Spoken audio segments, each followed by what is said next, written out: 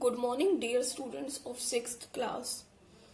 Today in this video lecture, we are going to discuss the 20th chapter of English grammar and the topic is subject verb agreement.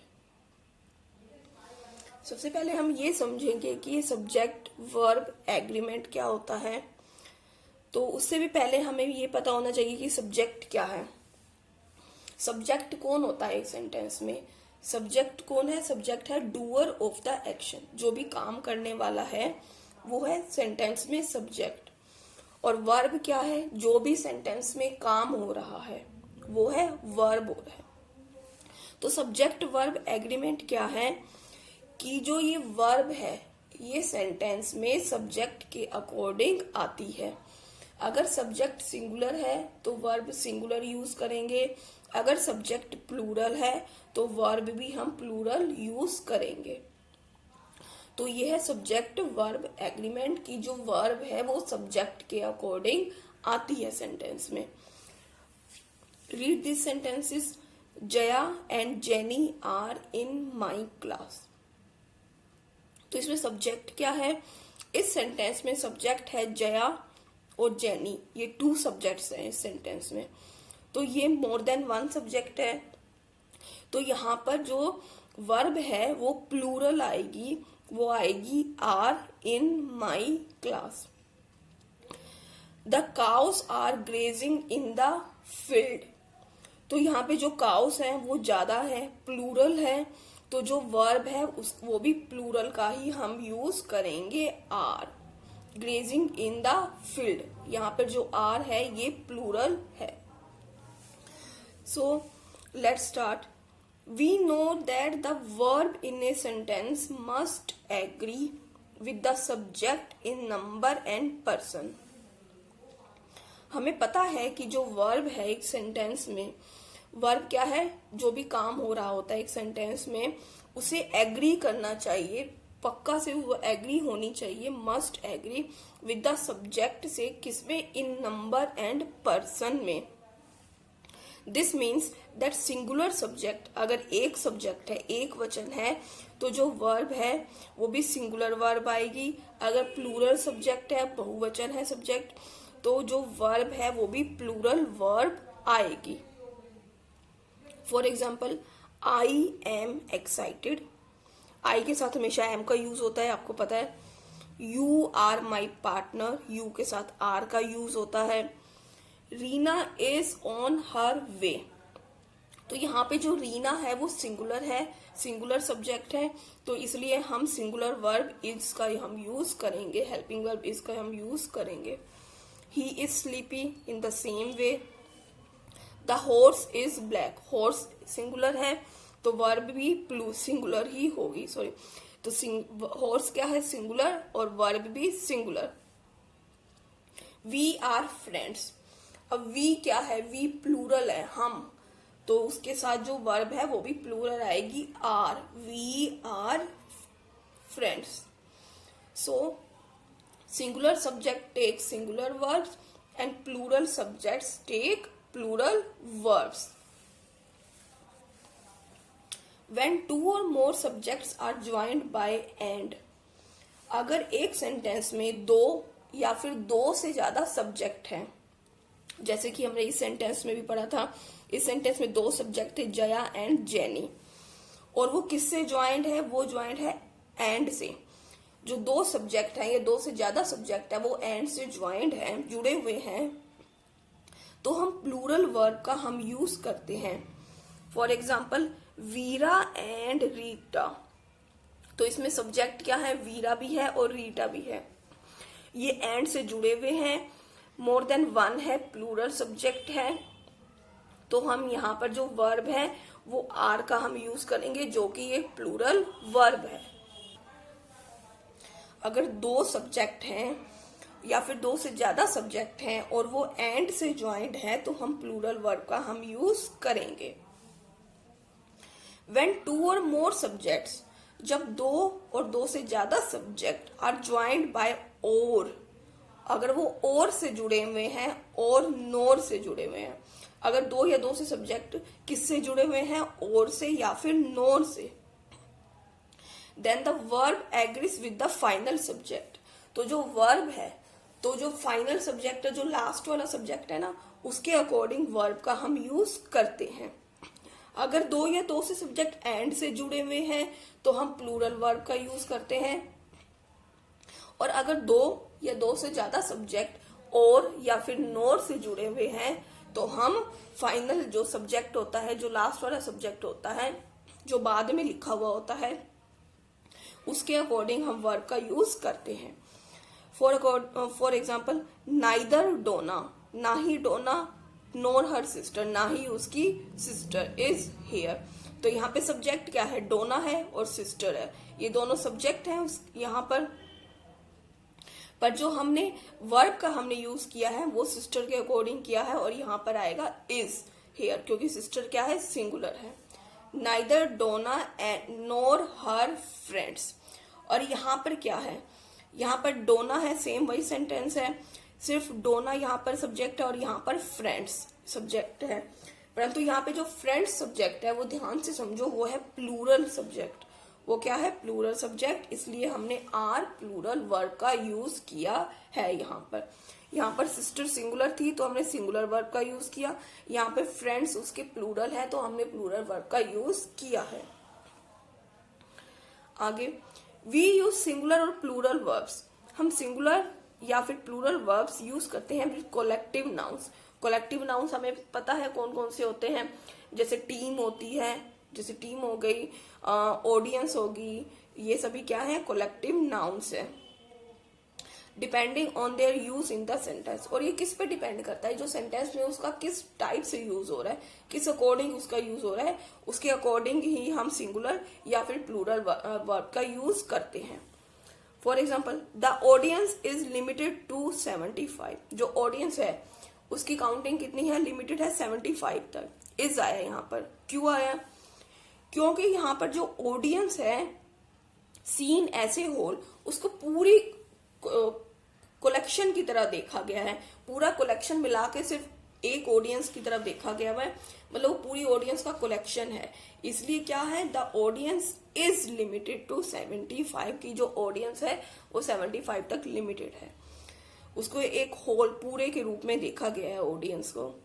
और next sentence में, the audience are getting restless, जो audience है वो restless हो रही है, और यहाँ पर जो ऑडियंस है, सीन ऐसे कलेक्शन ऑफ इंडिविजुअल पर्सन, और यहाँ पर जो ऑडियंस की जो कलेक्शन है वो उसको इंडिविजुअल पर्सन, हर एक पर्सन के रूप में देखा गया है, इसलिए यहाँ पर हमने आर लगाया है।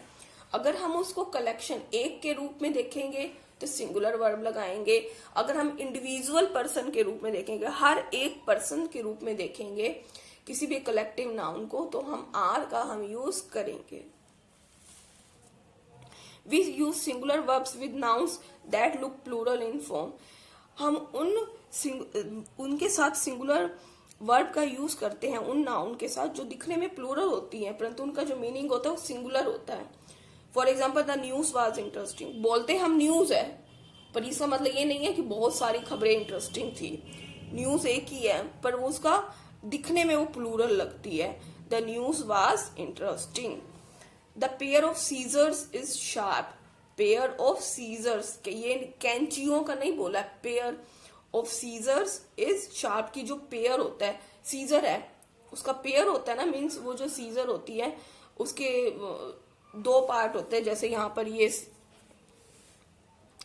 ऐसे होती है ना सीजर, तो ये जो है पेयर है ना इसका, यहाँ पर एक जोड़ा, तो इसका मतलब ये है सिंगुलर ये, परंतु बोलते हमेशा सीजर्स है। जब भी आप सीजर उठा के देखना तो उसको सीजर्स बोलते हैं, और उसका वो पेयर होता है, होती वो एक ही सीजर है, तो उसके साथ हम सिंगुलर वर्ब का हम यूज करेंगे। ये नहीं बोलेंगे the pair of scissors are sharp, wrong है ये sentence, the pair of scissors is sharp.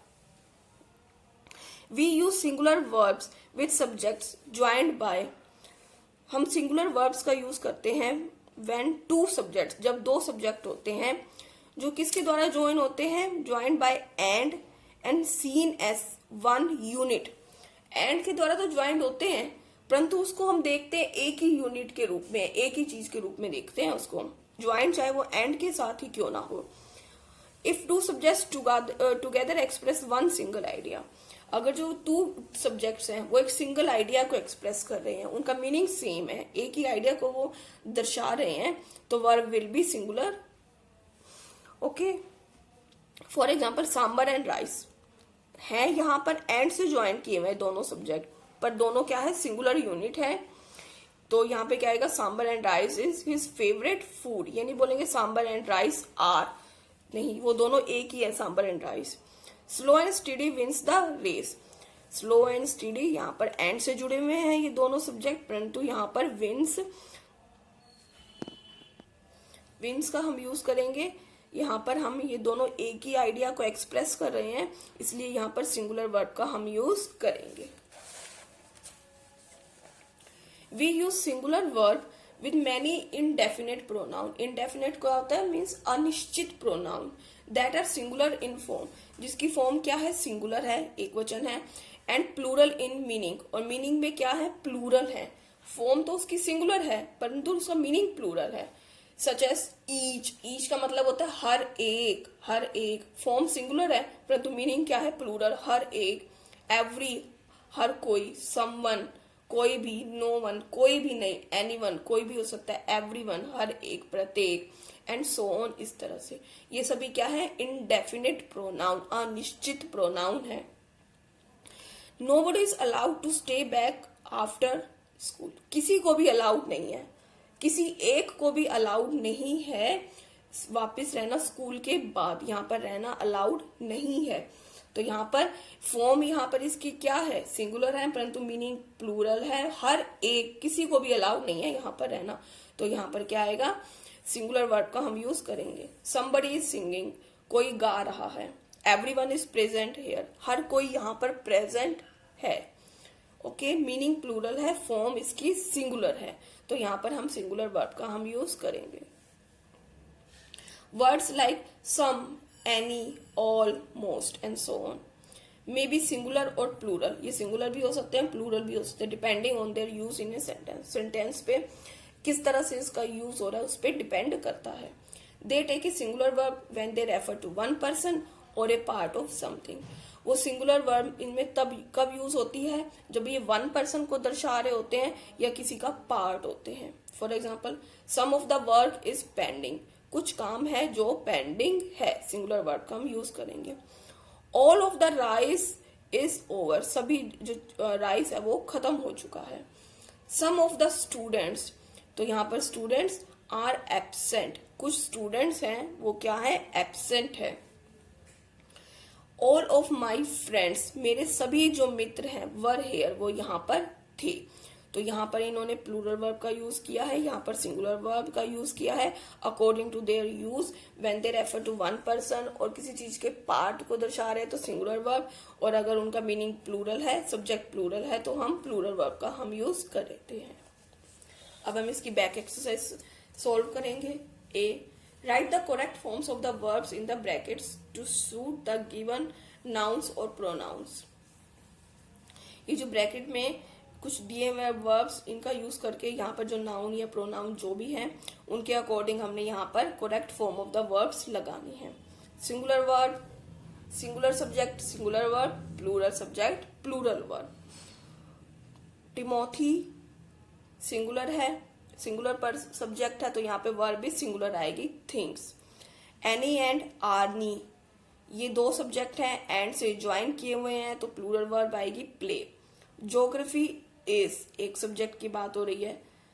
Tara singular subject है, गोस सिंगुलर वर्ब आएगी। नाइदर जॉर्ज नॉर आई, तो ना ही जॉर्ज और ना ही आई हैव, तो यहाँ पर क्या है, ये जो दो सब्जेक्ट हैं वो किससे जुड़े हुए हैं, नाइदर और नोर से जुड़े हुए हैं, तो जो वर्ब है वो आई के अकॉर्डिंग लगेगी। जब दो सब्जेक्ट नाइदर नोर से ज्वाइन किए हुए होते हैं या और से ज्वाइन किए हुए होते हैं तो जो वर्ब है वो फाइनल सब्जेक्ट के अकॉर्डिंग लगती है, या वर्ब आई के साथ हमेशा हैव लगता है। The rest of the sentences you will try to solve. B part, complete these sentences with the correct form of the verbs in the brackets. ये वर्ब दी हुई है यहाँ पर, इन सेंटेंसेस को यहाँ पर इनकी हेल्प से कंप्लीट करना है, करेक्ट फॉर्म हमने लगानी है। Same way many kinds of trees, बहुत तरह के जो ट्रीज हैं, प्लूरल सब्जेक्ट, तो यहाँ पे प्लूरल वर्ब ग्रो का हम यूज करेंगे। इडली एंड सांबर, ये क्या है, 1 यूनिट है। जैसे सांबर और राइस हमने किए थे ना, वैसे इडली और सांबर ये 1 यूनिट है। जैसे राजमा एंड चावल, ये भी 1 यूनिट है, एक ही साथ खाते हैं ना, तो इसको इज आएगा। The girl and her parents wants to have ice cream, तो यहाँ पर क्या आएगा, वांट्स हमने सिंगुलर वर्ड का यूज किया है। क्यों? क्योंकि जो गर्ल और उसके पेरेंट्स हैं यहाँ पर एंड से ज्वाइंट है, परंतु उनको हमने एक ही यूनिट के रूप में देखा है। Neither the adult NOR the child, तो यहाँ पर फाइनल सब्जेक्ट क्या है, चाइल्ड। चाइल्ड क्या है, सिंगुलर है, तो वर्ब भी सिंगुलर आएगी, knows. No coffee no sandwiches, तो यहाँ पर और से ज्वाइंट है, ना ही कॉफी ना ही सैंडविचेस, तो क्या आएगा, are. My are available at this time, इस टाइम अवेलेबल है, तो यहाँ पर जो सैंडविचेस है उसके अकॉर्डिंग, फाइनल सब्जेक्ट के अकॉर्डिंग वर्ब आई, ये प्लूरल है, तो वर्ब भी क्या आएगी, प्लूरल का हम यूज करेंगे। So the rest of the sentences you will do. C part, circle the correct forms of the verb that agrees with the indefinite pronoun in the sentence. Circle the correct forms of the verbs, ये कुछ forms दी हुई हैं, इनमें हमने circle करनी है कौन C correct है विद द इनडेफिनेट प्रोनाउन, और यहाँ पर इनडेफिनेट प्रोनाउन दिए हुए हैं, उसके अकॉर्डिंग हमने सिलेक्ट करनी है। Each member of the family has gathered together for the celebration, has का हम यूज करेंगे। ईच मेंबर, हर एक मेंबर जो है फैमिली का, फॉर्म सिंगुलर है परंतु इसका जो मीनिंग है प्लूरल है, इसलिए हमने सिंगुलर वर्ब का हमने यूज किया। Someone was trying to break the lock, कोई ट्राई कर रहा था लॉक को ब्रेक करने का। All the animals in the zoo, तो यहाँ पर क्या है, प्लूरल है, ये एनिमल्स, सभी एनिमल्स जो जू में है, were taken well taken care of. Everyone appreciates, हर एक ने एप्रिशिएट किया, सिंगुलर, यहाँ पर वर्ब भी singular, appreciates Arnav's problem poems, sorry.